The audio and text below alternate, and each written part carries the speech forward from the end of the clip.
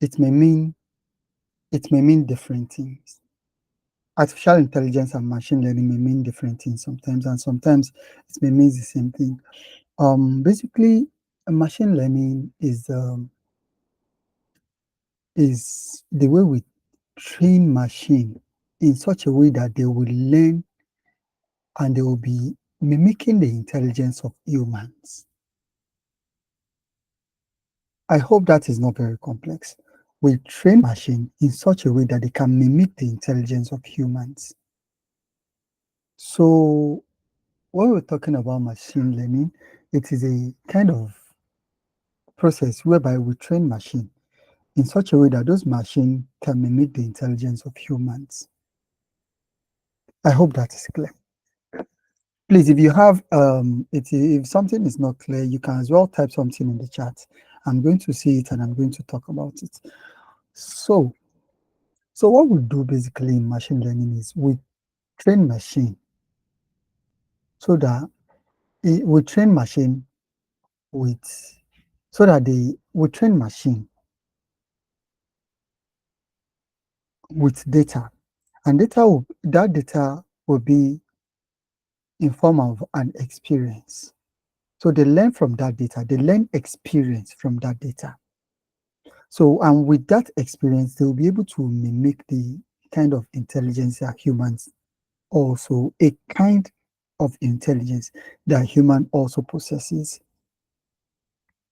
So we train the machine learns from the data we give it, and from that data, it can mimic the intelligence of humans. So if we can do a very small example right now, we train the machine with blood pressure, for example, the blood pressure data. We give it blood pressure data, and from that data, it is able to tell if somebody has a kind of blood pressure.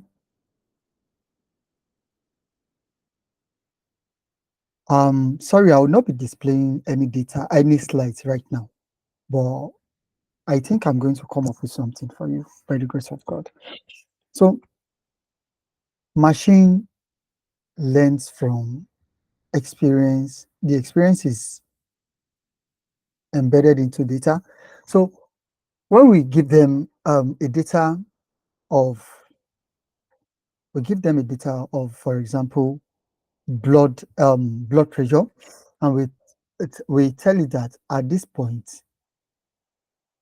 particular point, say 120/80, the blood pressure is normal. At anything lower than that, we say the person has low blood pressure. Then at a certain level, we also tell it that the blood pressure is high. So now, in the future now, when the machine sees a data sample of a random blood pressure data, it will be able to tell if the person has normal blood pressure, high blood pressure, or low blood pressure. So if that is understood, we have three types of machine learning tasks. We have the supervised machine learning task, we have the unsupervised machine learning task, and we have the reinforcement learning. We have the supervised machine learning tasks, we have the unsupervised machine learning tasks, and we have the reinforcement learning. Now, I just described the supervised machine learning tasks with the example I gave the other time of blood pressure data. And for every data we write beside it, we tell the machine that this blood pressure that I'm giving you is high, this one is normal, this one is low, this one is high, this one is low, this one is normal. So we give it tens of thousands of those samples like that. We give it tens of thousands of those samples. So the machine will be able to predict in the future whenever it sees a record of blood pressure data, if that person has high blood pressure, low blood pressure, or the person has normal blood pressure. So that's the example of um, supervised machine learning. Supervised machine learning has labeled data. The label is that thing that we just talked about, the high, the low, the normal, that we assign to every data point. So if the machine, if the machine has label for every data set that we give it. So the label, some people refer to it as label, just like I called it. Some people refer to it as target variable. Some people call it output variable. So it varies depending on, but they all means the same thing. They all means the same thing. So now that is that about supervised learning. Now let's talk about unsupervised learning. So when we're talking about unsupervised learning, um we are talking about a data of blood pressure that we just give to the machine like that without label. We give it data samples without labels at all. So you just give it blood data, blood pressure sample. You give it tens of thousands of blood pressure records. You just give it to the data like that, and you tell the data to make inference from that data. So in that place, they do something that is called clustering. They cluster the data into groups. You will find it very fascinating that if you give that type of data to the machine, learning to the machine, after training the machine with that same pool, and the machine is going to create a cluster from that data sample that you give it. And it is going to create this. For example, it is going to create the cluster based on people with normal blood pressure, people with high blood pressure, and people with low blood pressure. So it's going to create 3 clusters like that. If there's something about blood able to mention right now, the the machine learning, the the machine will be able to detect that kind of cluster too. So it's going to form it into different clusters. It's going to form it into different clusters. So, but the difference between supervised and unsupervised is supervised is supervised is supervised have labeled data, while unsupervised are not labeled. They just have the data like that. They are going to make inferences on their own. They're going to make inferences on their own. So they cluster the data into different groups. They cluster the data into different groups. Now, we have the, please, if there are questions, kindly type it in the chat. I will see it as it's coming, as the questions are coming up. Now, we have the reinforcement learning. In the reinforcement learning scenario, we have an agent. They call it an agent. And this kind of learning is based on reward and penalties. It's based on reward and penalties. Now, you tell your agent, which should be your computer system, to do a particular task. For example,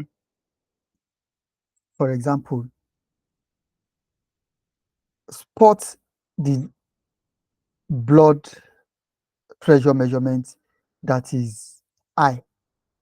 And if the machine happens to pick a blood pressure that is low, you're going to penalize that machine. You're going to penalize the agent.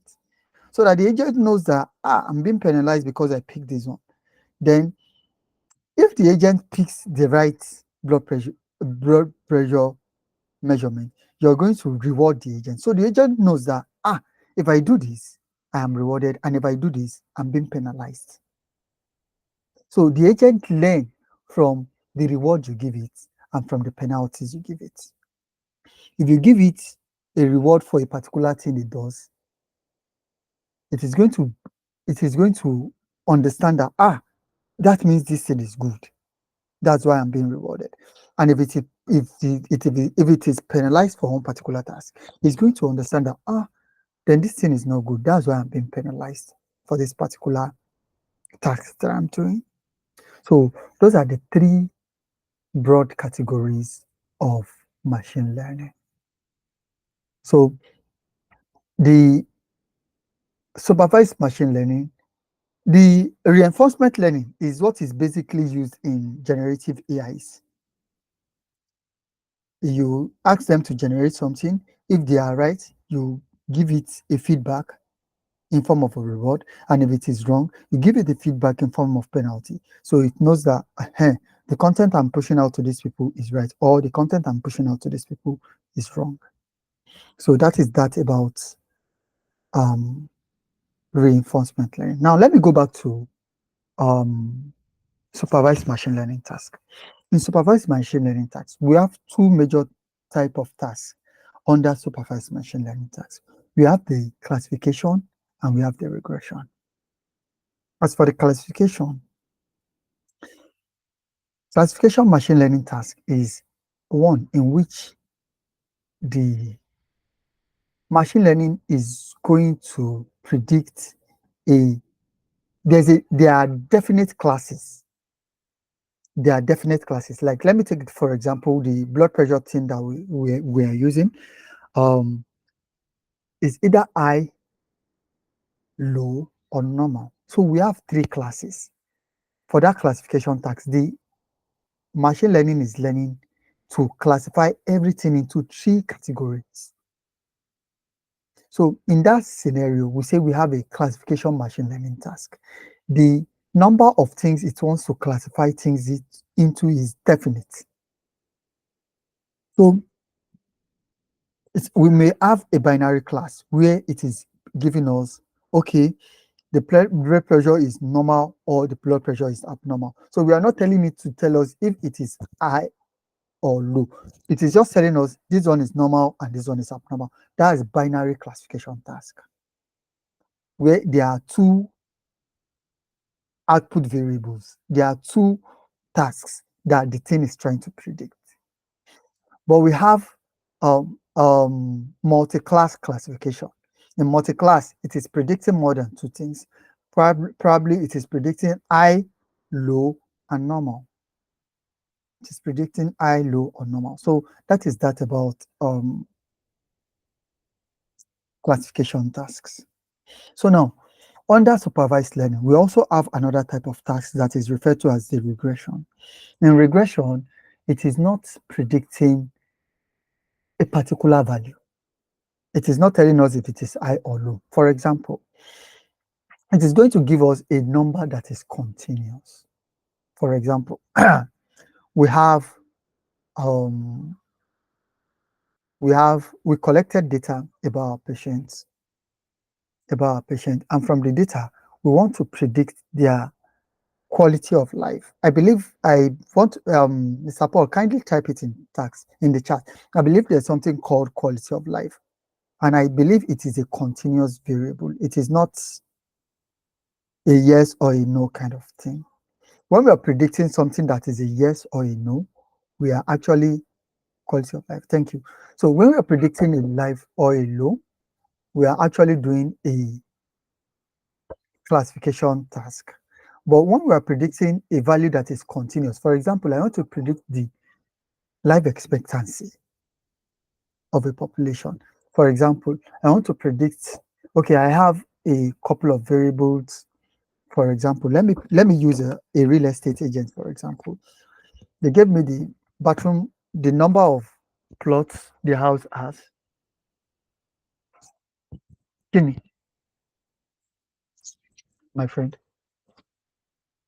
They gave me the number of the plots that the house is built on. They gave me the number of bathrooms and toilets in the house. They gave me the number of parking spots. Perhaps the house has a swimming pool. So then from all these variables, they now told me to predict the price of that house.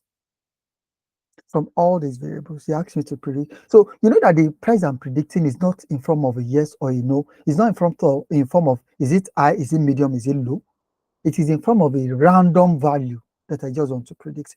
So this kind of one is what is referred to as regression. For example, I have to do quality of life, I will need things like how the patient is feeling about themselves, I've forgotten all those things. I did a task that was relating to quality of life recently. So that's why I'm trying to cite that example, but the thing is not flowing. So I have those variables, and from those variables, um I want to predict the person's um how the person feels about themselves. There is a statistical model that we use that is called EQ5D. It gives us one index. That index is gotten from a lot of variables. So from those variables, if I have a lot of that variables, like if I have um tens of thousands of that variable, I can train my machine with it. And whenever my machine sees a set of variables that is coming like that, it will be able to predict what the person's quality of life is going to be. So something like that. So that is that about regression. Um, so we've talked about classification, we've talked about regression, we've talked about clustering. Now, in clustering, so in machine learning generally, we have um, machine learning algorithm that are based on some mathematical model.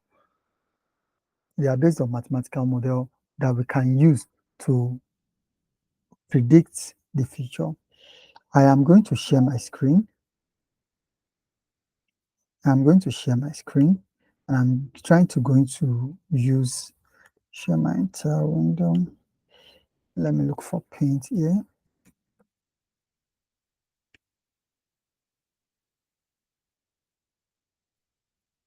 Let me look for paint.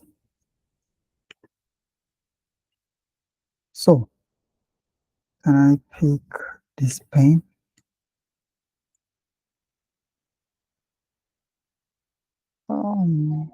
What's this? Color picker. What's this pencil? Oh, my pencil is not writing. Brushes. Aha, okay.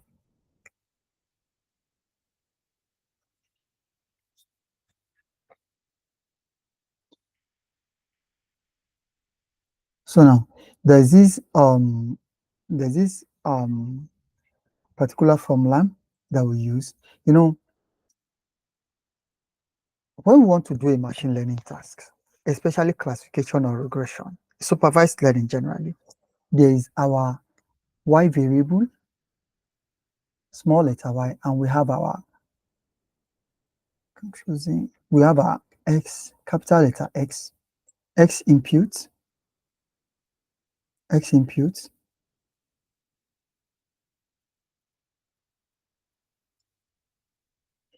x input, and we also have y output. Y output.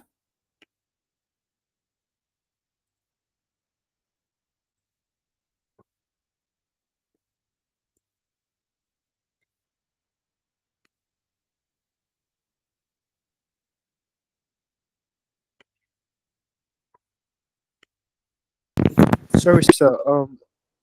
We can't see your screen yet. Really? Yes. Maybe we Okay. should try sharing again. Okay. Sure. Okay. How about now? Can't share screen. Sorry, the error occurred while sharing screen. Let me try again.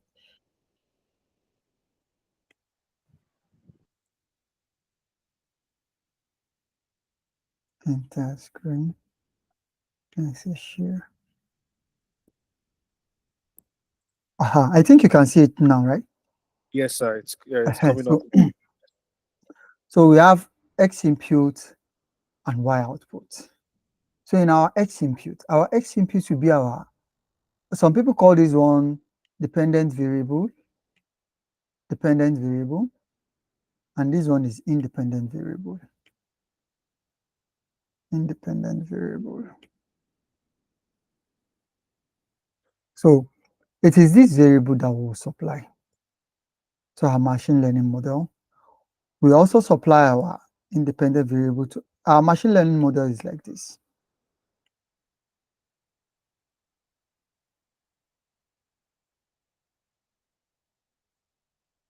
ML. So we supply it with our input variable, and we also supply it with our output variable. So both of them are actually entering into the machine learning model like this. So now the machine will now make inferences. It will learn the patterns in the data that maps the input variable to the output variable. The machine learning will help us to learn the patterns in this. There are hidden patterns in data that can help our machine learning to learn the inferences, and it will help it to map those are input variable with our output variable. For example,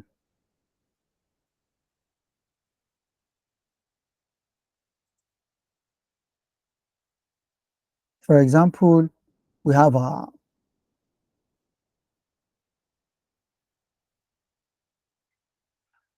blood pressure measurements.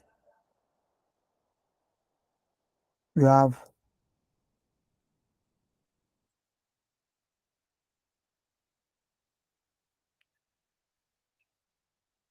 we have 120, 90, 80. And we told our output variable is normal. Let's take n for normal. We also have another one, which is 160,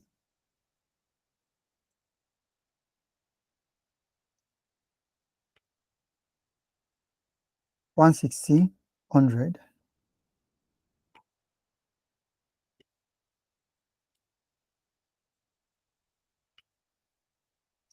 And we told this one it is I. We also gave it another one, say 70 over 50.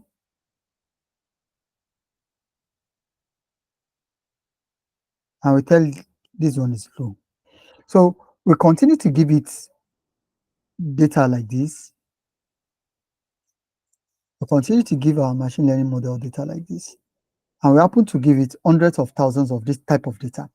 The machine will be able to learn on its own that if the blood pressure is above a certain threshold, it is high.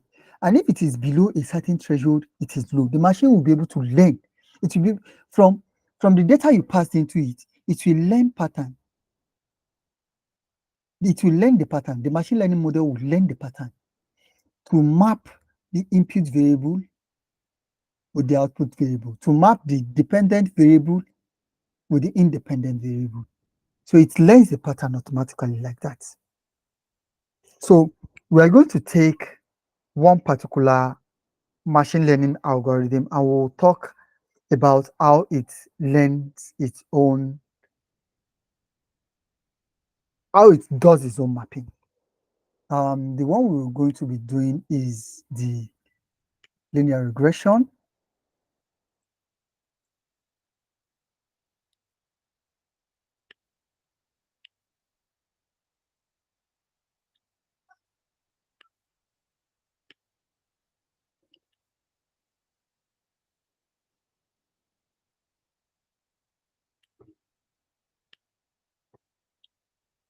Oh no, listen, stop talking.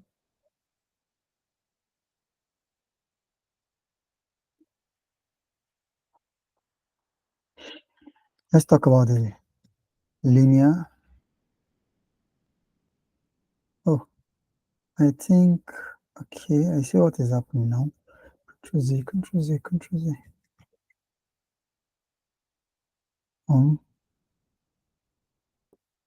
Color picker. I don't want white. So it was actually writing, okay, I want black. Color I want black.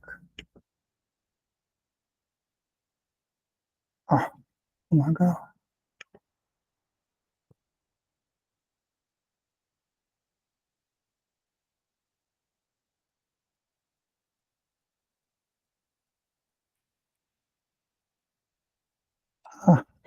Okay, so we will talk about linear regression. Linear regression.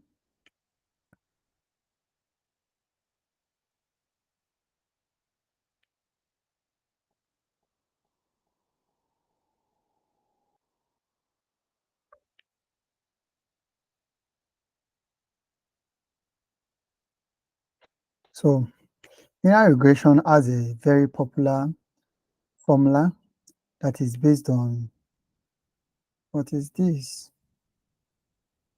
I thought you would erase everything.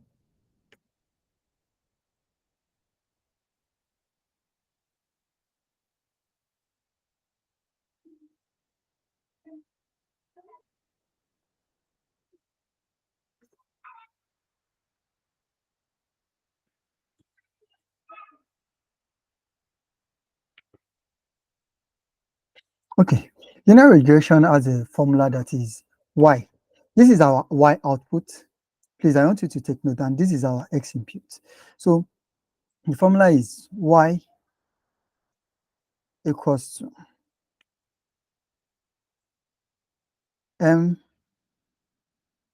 mx plus c. Let me put a bracket around this one. So now, our y output, this is the formula that we will use to get our y output when we're talking about linear regression. So m is a parameter that will be learned during the model, while we are fitting the model, while we are training the model. So this one is called this is the slope, I think, and this is the intercept.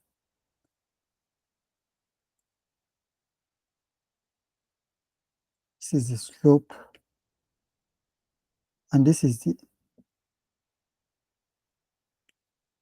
slope, and the c is the intercept.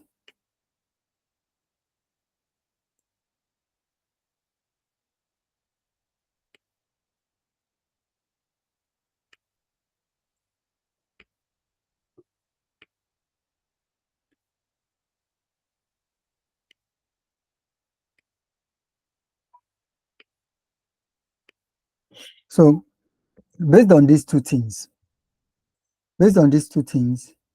we are going to calculate our y, output. So for example, if let's take one particular example. Okay, we have the the birth year of somebody now, birth year of somebody, and we are trying to predict the person's age based on their birth year. You know, this is a very straightforward one. It's a very, what the machine will just do, what the machine will just learn from this one is it is going to subtract the birth year from the current year. It's going to subtract the current year from the birth year, which is going to give us the age. So, but assuming that it is a very, oh, no, let's assume we have the numbers of bedroom in our house. For example, we have 2 bedrooms, and we are trying to predict the price of the house, based on these 2 bedrooms. So we'll just fix this into our formula. Our price, which is our y, our price, which is our y,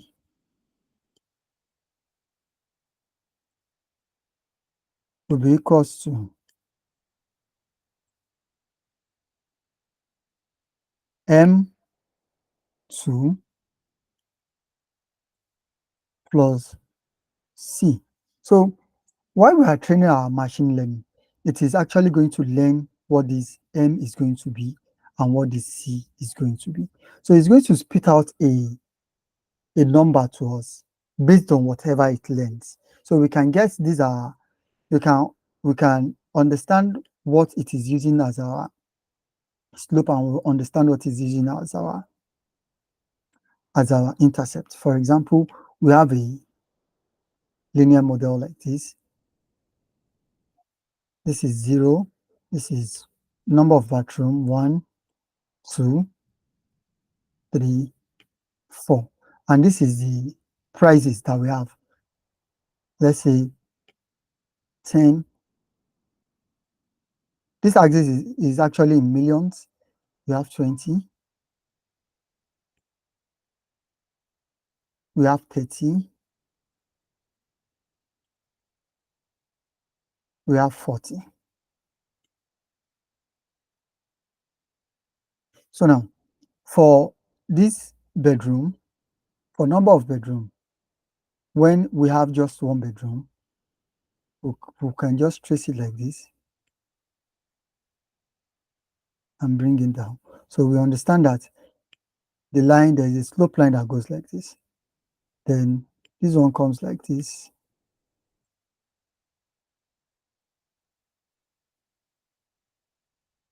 So now,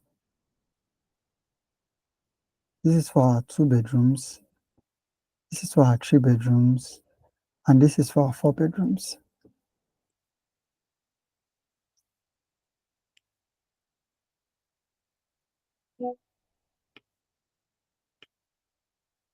So we have something like this, and we have something like this that goes like this. So our slope, the slope of this line will be our M that we're going to supply here, and the intercept, that is where these lines meet, this one and this one, where they meet, this one and this one, for example, here is going to be our intercept. So these are the things that they are going to have together to determine what our Y is going to be.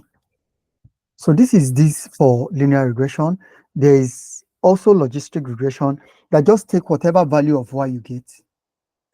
It takes whatever value of Y you get and slaps it into a function that is referred to as a sigmoid.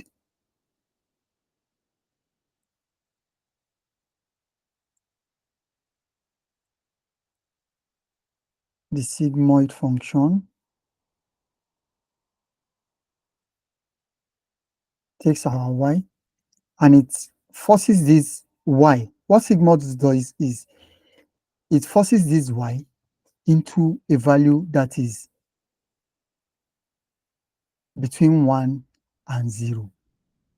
So if the value is above a certain threshold, say 0.5, if the value is above 0.5, it is going to predict a 1. I mean, if it is below 0.5, it is going to predict a 0.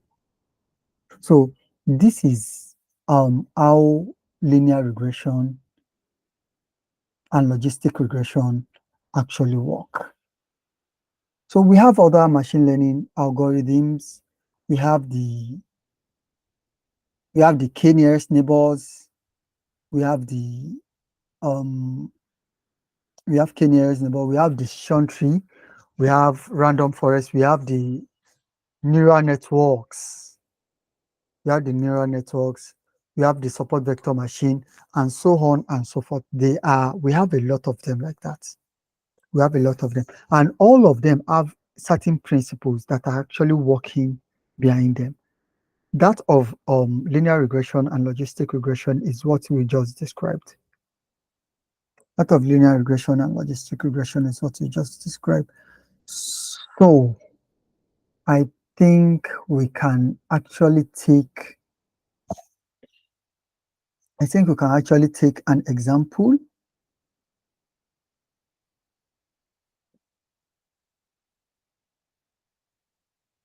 I think we can take an example.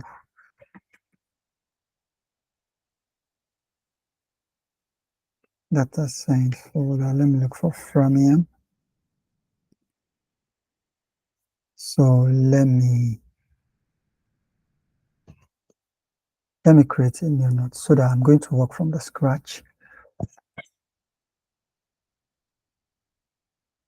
Will this be advisable? Okay. Okay, now. So when you want to start your machine learning model, there are going to be a few libraries that you're going to be using to do your machine learning tasks. There are going to be a few libraries you're going to be using. So those libraries will be helping you to do one or two tasks. They'll be helping you to do one or two tasks. So to start with, um, this, we are going to import pandas. Can we do this tonight? Import pandas as PD. Import pandas as PD. Can we do this tonight? Probably we should schedule the practical class for another time. Please, do we have questions so far? Do we have questions? Do we have questions so far?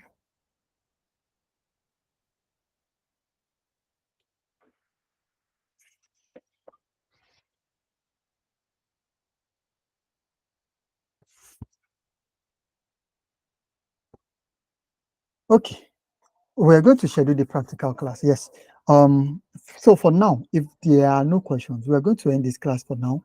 If you have questions, you can still post it in our WhatsApp group. I will try my best to attempt to answer those questions. So thank you very, very much for being a part of this class. Okay. It's all right. It's all right. Yes, I'll sir. be. Thank you. Yes, sir. Thank you very much, sir. Very much, sir. You're Sir, I welcome. think there'll be more questions after the practical class. Most Okay. of yeah, so Okay. that's when they really try their hands on it. That's when they'll really have some Okay. questions. Okay. Just like the last one. Yes. Okay. Thank you very much, sir. You're welcome.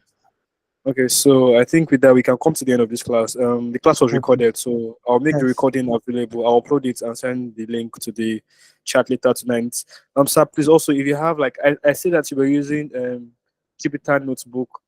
Okay, so sir, okay, maybe in preparation for the practical class, if you have like some resources that you think the students Okay. should go to so that during the Okay. class do not get too lost. Okay. Yes, Okay. I will sir. try. I'll get something and Yeah, I'll make it available. all I'll make right. it available. So well done, everybody. All Thank right. you for coming. Thank you very much, sir. All right. Yeah. Thank you very much, everyone. Until next time. Bye.